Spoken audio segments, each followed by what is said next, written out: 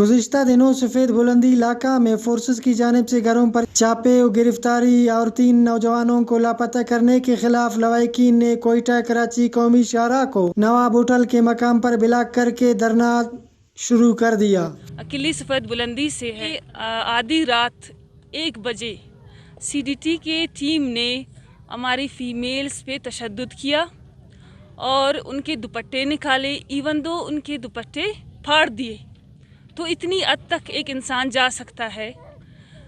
تو اس کے بعد زبردستی ہمارے مردوں کو، معصوم انوسینٹ جنہوں نے کچھ نہیں کیا، ایک ہے ظاہر بنگلزئی، شیراز بنگلزئی اور سلمان بنگلزئی، یہ تینوں پروفیشن کے لحاظ سے ایک کسان ہے۔ معصوم انسان کو آپ اٹھا کے لے جا رہے ہو تو یہ ناانصافی نہیں ہے؟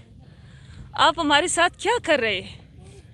آپ تھوڑا غور کریں، آپ کس کے ساتھ آپ کی لڑائی اور آپ کس سے بدلہ لے رہے ہو؟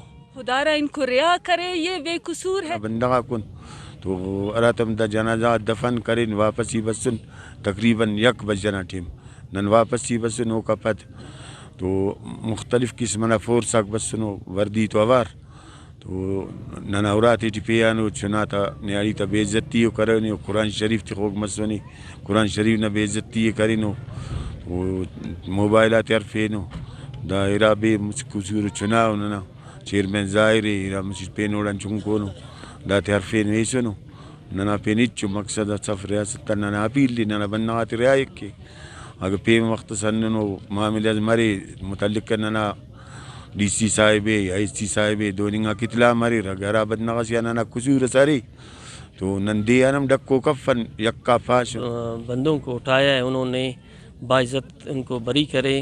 تو جب تک انہوں نے ہم لوگوں کا جو بندے ہیں جب تک ہم نہیں لیا گیا اسی ٹائم تک ہم لوگ ادھر بیٹھے رہیں گے۔ تھوڑے کہ ہم لوگوں کو 1 مہینے لگے یا 10 دن لگے، عید کا بھی پرواہ نہیں کریں گے جب تک وہ ہم لوگوں کا چیئرمین ظاہر، سلمان، شیراز یہ تینوں بندوں کو نہیں لاتا اسی ٹائم تک ہم لوگ ادھر بیٹھے ہوئے ہیں۔ دھرنا اور روڈ بلاکنگ سے گاڑیوں کی لمبی قطاریں لگ گئی اور ہزاروں گاڑیاں اور مسافر پھنس گئے۔ مسافروں کو شدید مشکلات کا سامنا کرنا پڑ رہا ہے۔